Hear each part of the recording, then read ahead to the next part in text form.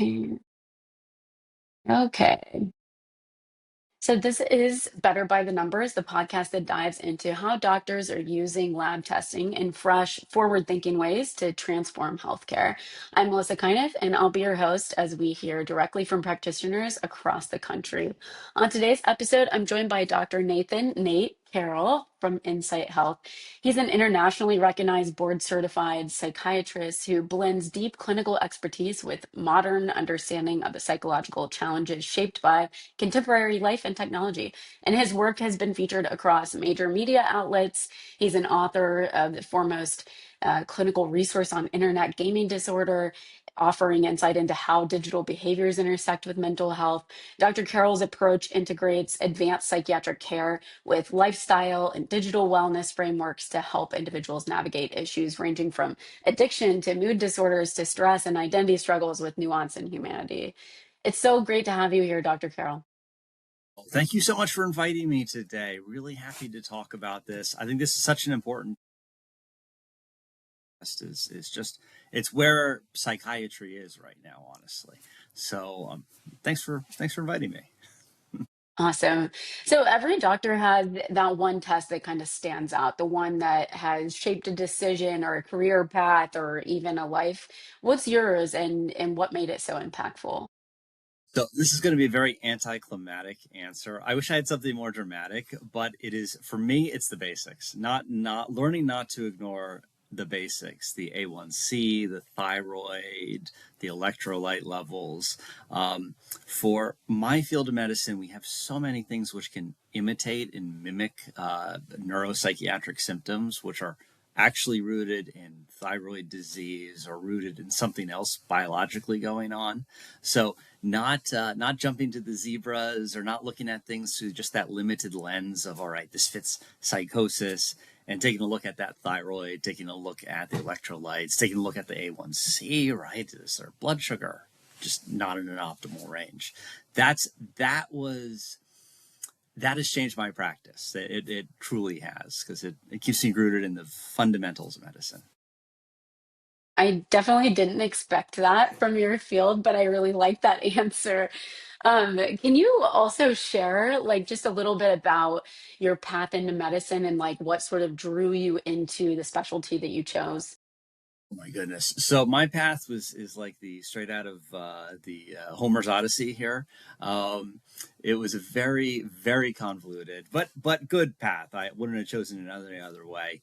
I was a I went to school for computer science. I switched to philosophy back in like 2000. Um, got a degree in philosophy. Came out, was a counselor. Spent about 10 years working with families, working with individuals and in therapy and counseling. I decided I needed to go back to get a master's degree in LCSW or an LPC. And so I ended up falling in love with medicine at that point, because some of the classes I needed for that degree were very biological in nature, and the neurophysiology of behavior and things like that. And very naively, I said, you know what? I should be a doctor. I had no idea what I was getting myself into, none whatsoever. And that started another 8 years, was it? Yeah, about no, 4 years. It started about a 4 year process of completing all the pre med work you needed to complete, and then I was accepted to medical school at Rowan and completed 4 years of medical school. Got my MBA, then I got my public health degree and completed residency, and it's been it's been a long time. It's been an interesting path. So you just stacked up a bunch of degrees together to do something really integrative. I did. I've been taking the Pokemon catch 'em all approach, but I need to. I'm done with the degrees for a while. It's hard when you're a forever student. You want to just keep learning.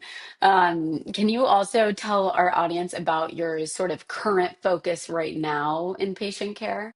Absolutely. My current focus is on where technology kind of intersects with mental health, and I find this just a massively unaddressed need. We've seen this acceleration of technology, especially since the launch of the iPhone, like in 2006. I believe it was 2006, 2008, right around the early 2000s, Yeah. mid 2000s. Social media. And so everything's accelerating technologically, artificial intelligence more recently. And a lot of our approaches are grounded in more of an analog period of time. And so we are playing catch up with how technology is intersecting with mental health, the manifestations of psychiatric illness in the context of digital existence. And so a lot of my focus, a lot of my clinical focus, a lot of my research is focused on what does mental health and mental illness look like in a digital world, in a digital existence.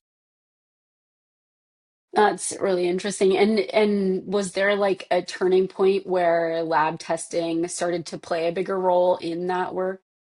Yes, yes. It goes back to sort of this idea of the Internet of Things and just how many things are tracking our biometric signatures, our heart rate, our sleep patterns, our physical activity levels. Um, that was a real turning point for me, and integrating that in with lab work, right? Integrating that in with your blood sugar levels, right?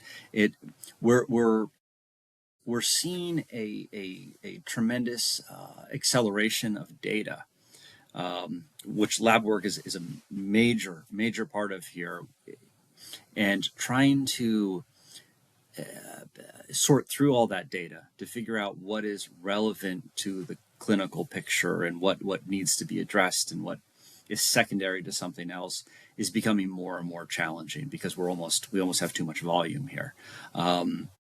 And so I do see um, I do see really the importance, and I do see the next kind of steps is learning how to filter and learning how to prioritize certain things down the road.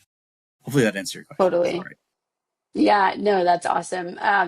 Yeah, we're just inundated with data now, and it's super Yeah. hard to put it all together. Yeah, what would you say would be like one way that you're using lab testing? It could be in anything, blood, genetics, gut, urinalysis, whatever it is, that might, in your patients that might surprise other doctors. So we beyond like the basics, there's a lot of drugs we have which require ongoing lab monitoring, either for Hmm. serum levels of that drug in particular, or downstream effects or side effects from the drug. Clozaril is a great example, right? Or clozapine, right? So this can really lower one's white blood cell count, and so that requires frequent monitoring and follow up. So that's a classic example in psychiatry. But there's other things that people may be less aware of, like our antipsychotic medications. They can raise lipid levels and glucose levels, and it's the atypicals, and so the this can cause real problems for people. Olanzapine's notorious for this. It works phenomenally. Has a tremendous usefulness to olanzapine, but you need to do the lab monitoring to make sure people are metabolically good. And if they're not, I mean, that's going to shorten their lifespan. So it's people would be surprised, even with psychiatry, which is classically thought of as the science of the mind, how much lab work is essential to proper care of your patients. Yeah, Oh, well, oh, and I didn't think yeah. about that. Oh, go ahead. Oh, sorry. And there was one last thought I had here too. There's Yeah.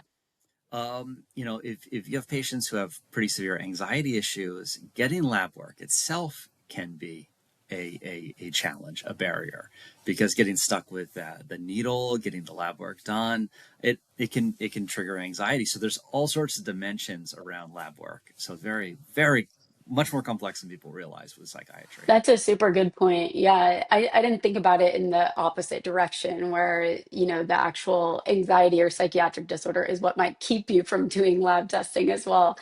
Um, yeah, can you walk us through a case, like obviously no names needed, but where like testing results made a real difference in the way that you treated somebody or the outcomes that they had?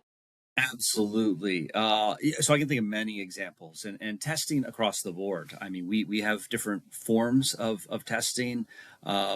we have things like the GAD, the GAD-7, which tests for anxiety, PHQ-9. So a lot of these are symptom-based psychometric sort of testing, and that will dictate treatment if we're doing cognitive behavioral therapy versus medication management versus titrating up or down and so on. But looking at lab work specifically, I would say the most frequent thing I encounter is like it typically, I'll generalize, right? No names, just generalizing. The young adults, right? Young women, perhaps 17, 18 years old. I recently had a case where she was on an antipsychotic medication, was working tremendously, but the hyperlipidemia and the metabolic effects of the psychiatric medication were intolerable. So we followed up with lipid panels. We followed up with A1C. We started on metformin. We changed the medication. This has a huge impact with our patients. I The bet. psychiatric toll of gaining like 20, 30 pounds once Oh after you yeah, start a medication. This is people especially commonly for a come off. young woman. Yeah. Right, absolutely, absolutely. And Hmm. we talk about medication non-adherence as being one of the major factors for medications not working. And if you gain 30 pounds on medication, I kind of don't blame you if you don't want to continue taking that medication. Of course. Right.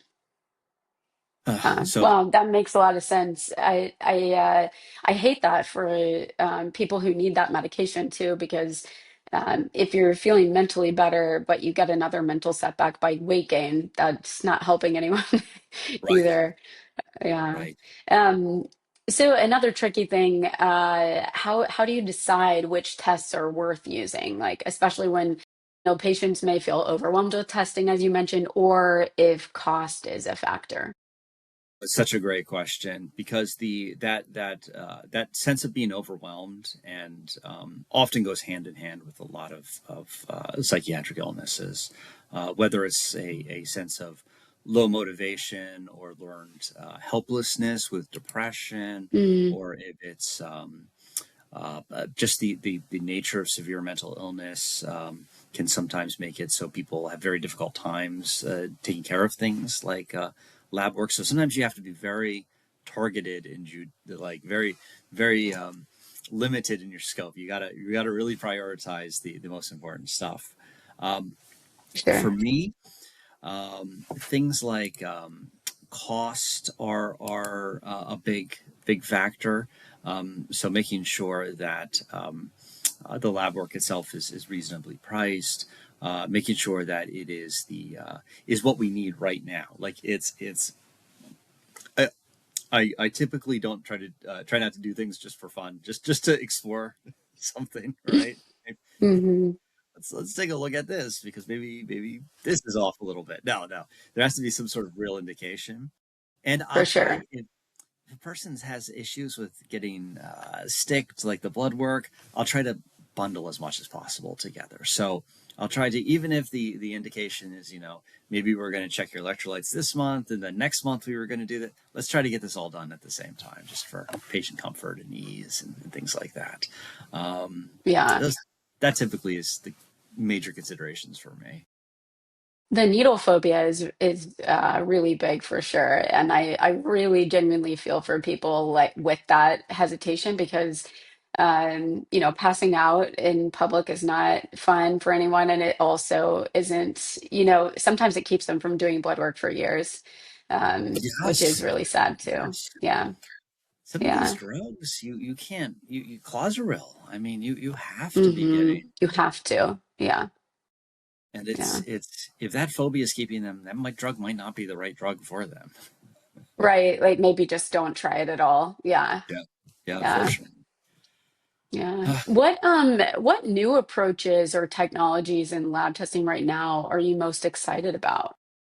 Ooh, that's a great question too. I'm most excited about how AI and biometric data is going Totally. to Totally. combine with it.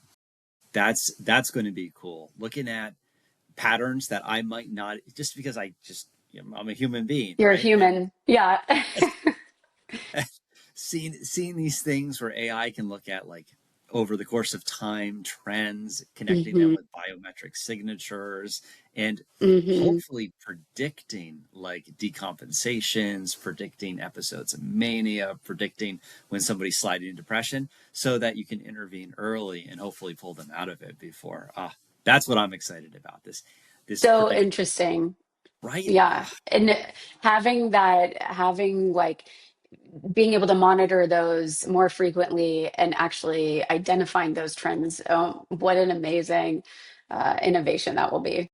It's going to be a game changer. It's going to be such a Absolutely. big difference. And being able to see biometric signatures like activity level, right? So somebody may Well, just yeah, not be exercising as much. And now I'm thinking, well, what's going on? Do I need lab work and having that integration and suggestions based off of past? It's going to be so interesting. It's going to well, be really yeah, cool. getting wearable data incorporated with that, absolutely, total game changer. Yeah. And do you see any kind of gaps or like areas right now where the right test doesn't exist yet, or where like the existing tests that we have just fall short? I would say so in terms of big gaps, I would say we need more research connecting genetics with clinical outcomes and drug choices. There is Totally. phenomenal surfaces out there, which will do genetic testing, gene testing, and I would love to see further research connecting this. Right now, it's all over the place. There's some very good signs. There's some signs that say, yeah, it doesn't make a difference. That's a gap. Like that's a knowledge gap. Um, Absolutely. Psychiatric stuff is hard when you try to look for like a hmm single marker of psychiatric illness through like blood work, lab testing. It just doesn't. Yeah. Impossible. Yeah, hmm I think that psychiatric single marker um, thought, right, is I think we're changing. I think it's becoming more of a multimodal poly kind of look at multiple variables. I think we're trending in that direction. So I think going back to your question, I think the thing that's missing is putting all these pieces together in a way that Absolutely. works. Yeah, fully agree. What do you think, like in the next 5 to 10 years, how do you see the role of testing changing in your field? Oh, I think it's become much more prominent. And Yeah, not just the lab work, but just objective data. I think totally. the emphasis on objective data is going to become much more prominent. This year, 2026, the empowering the psychiatric workforce is the theme of the annual meeting for the psychiatrists, and a Oh, lot of that. amazing. Yeah, right. And it lines up really well with this topic. It's how do we empower hmm them? And the way we empower them is we give them more objective data, we give them more relevant, useful data points. So that's how I see it changing. We're going to lean more into objective data. That's not to say, I want to be very clear, there's a role. Psychiatry is so subjective. It is so subjective and it needs to be the Absolutely. nature of it. But there's still room at the table for more objective data. And that's what we're going to say. Definitely room at the table. Yeah. And for other practitioners in your field or outside of it that are listening to this, what kind of advice would you give them about integrating testing more effectively in their practice? Maybe they're doing something similar to you or completely different. What would you say? That is another really good question because I think we have if you think about that, I think his name was Rogers innovation curve, if I remember correctly. So hmm you have this concept of you have early adopters and you have late adopters and just sort of like as new things emerge. I think the advice I would give people is that it's good to get excited about things coming out, and but you want to find that balance. You want to strike that balance. You don't want to be chasing every new thing, and you don't want to be so hmm behind the curve that you're not adopting like the advantages of novel testing technology, novel Sure. technology as it emerges. So my advice to people would be stay informed, know what's coming out, really kind of have your ear to the ground regarding what's coming out. Take advantage of things like the APA conference, Better by the Numbers Hmm. podcast to learn about these, right? And figure out what fits for your practice, but don't disconnect yourself from it. This is the way medicine is the direction it's heading into. So don't don't be like a luddite and completely disconnect from it. You don't have to be the guy adopting every new test that emerges, every sales pitch. You don't have to be For sure. signing up before. A measured approach is what I would recommend, but still Yeah. be there. Yeah. I love that. Yeah, I agree that that's kind of the direction everything's going in. I'm also, on that note, do you think that there is a test that is underutilized but has a lot of, potential or big impact? That's a great question. I'm kind of divided in my answer on that. I think we should be doing more genetic testing. Um, Hmm. I do think it can be useful. I Totally. think, I don't think we do the basics enough. I don't. And I, I I've talked to a lot of people. I've read a lot, and one thing that always strikes me is just the basic metabolic panels are often neglected. Hmm. I think we need to think about those more. And beyond lab work, this standardized screeners, PHQ-9, GAD-7, we should be doing more of that regularly too, just to look at those trend lines over time. Absolutely. Yeah. And what do you think about when you're like explaining the utility of testing to your patients? Because I'm sure a lot of them are sort of adverse to doing Yeah, that. yeah. How do you explain the value of testing to patients in a way that they can really connect with? I normalize it as much as possible, Hmm. and I try to emphasize that this is not something to be scared of. The testing, it's For sure. a lot of anticipatory anxiety over like, oh, but what if they find something? And Hmm. Yeah. Yeah. or That's sometimes, definitely a problem in genetics too. Everyone's really worried that we're going to learn something about them genetically speaking, and it's going to ruin their whole future. right, right. And so I Hmm. normalize the fears of that a lot. I get it. I truly do get it. I truly do get it. That's the reason why I'm just like going to the dentist. But it's it it's human nature in many ways not to peer into the shadows lest you find something you don't like. For But sure. I encourage people to resist that impulse because with the state of medicine as it is, usually if you get ahead of these issues, if you go and get the testing done and you intervene early, the trajectory changes. Even if you intervene, and then people will hear that and they'll say, "Oh, but it's not early. I haven't been to the doctor in years. It's been Hmm. a decade." Hmm. My sense of early is very different than people might assume, right? If Totally agree. Yeah.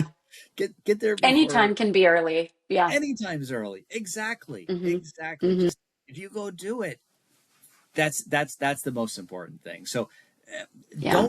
don't be afraid. Like shift the frame here. Don't be afraid of what you'll find out.